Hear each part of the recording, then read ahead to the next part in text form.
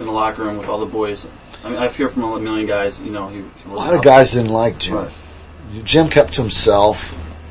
I liked Jim. I knew him fairly well. And, we traveled a little bit together. We worked out together sometimes and stuff. And I didn't have a problem with him. Jim was he was just in his own little world and kept himself a lot. And a lot of guys didn't. I guess maybe they didn't like him because he didn't socialize with them, or he didn't hang out in the dressing room and like everybody, and Jim didn't drink, and so let's face it, we spent a lot of times in hotel rooms and the bar after the show and this and that, and you never saw Jim in any of those places. Got it. And for that, I guess a lot of guys that's perceived Jim as being social or just stuck up or whatever. Jim didn't drink, he didn't party. That really, if he did, he stuck to himself. He was married at that time to a girl and then wound up splitting from her, and so he had his own personal problems going, and he didn't fall right into that usual wrestler category, the drinking and partying and pill popping or whatever. Guys did their own things, were into whatever they did. Right. And Jim just didn't do that, and he was into his training, and he's a serious weight, into the gym and his dieting, and you could tell by looking at him that he took it serious. Right. There was a lot of guys that didn't take it serious. Not that they didn't take it serious, but they didn't work out. Right. Let's face it, this guy's Kamala, and right. Guys, George Steele, guys right. over the years that wrestled that you never saw a gym. They just went from town to town, and let's face it, it was easier if you didn't, no doubt about it. But Greg and I worked out, and all this did a lot of the guys working out. So trying to find a gym and getting in the gym and working out in between all the traveling, flying everywhere, and the driving and everything, it was tough, right. and it made it a little bit more difficult on your scheduling.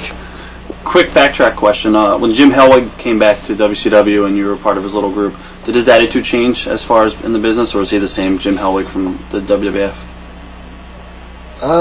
Basically the same. Only, I thought his attitude was great. Right. Jim wanted to work. He was ready to do what he had to do.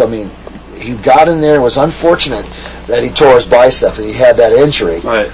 And right off the get-go. And I thought it was just tragic that had to go that way. Especially it was tragic for me because I was tied up in the middle of all this, right. And wound up getting dragged down when negotiations broke down between them, and Jim basically just took off, and he has his own things going in the cartoon business and some comic book stuff overseas, and he has his own gym, I guess, still in Scottsdale, Arizona, where he lives, and he's happy with his life, and he really doesn't need WCW. Right. He didn't need them. They called him, and Jim Jim was independent. He wanted to do what he wanted to do, and when they were iffy and didn't know where they were going to go, right. Or weren't sure. They were him-hawing around, and Jim just said, "Hey, right. see you later." And I got stuff to do, and and if you guys can't make up your mind, or play games, and you're not, let's talk money, and they didn't want to talk. And they were going back and forth, and Jim just split and did his own thing. I can't blame her for that. I was sorry to see it happen, right? Because it really broke my back, because they tied me up with Jim. They didn't make a deal with him. He split and left me nowhere, and hanging in limbo, right. Let's say, as the Disciple. And I thought the Disciple could have got over. In the beginning, it was getting over, and they could have done anything with him. Right. And they just let it die. What are your memories of your Rick Feud or Rick Rude series? Rick Rude was an interesting guy. I actually knew him. I knew his family. I met him when I was in the Carolinas in the early '80s and stuff. And I never had a problem with Rick or anything like that. We right. worked together fairly well. I remember we had one match.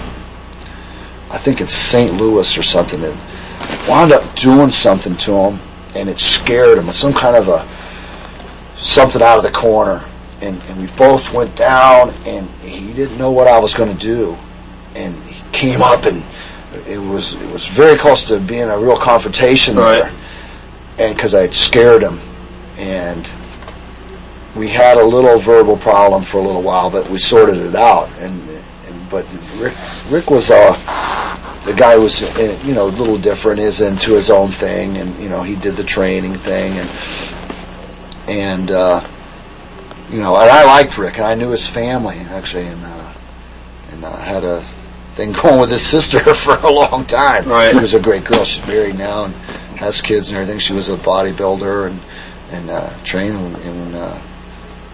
and I had some great times.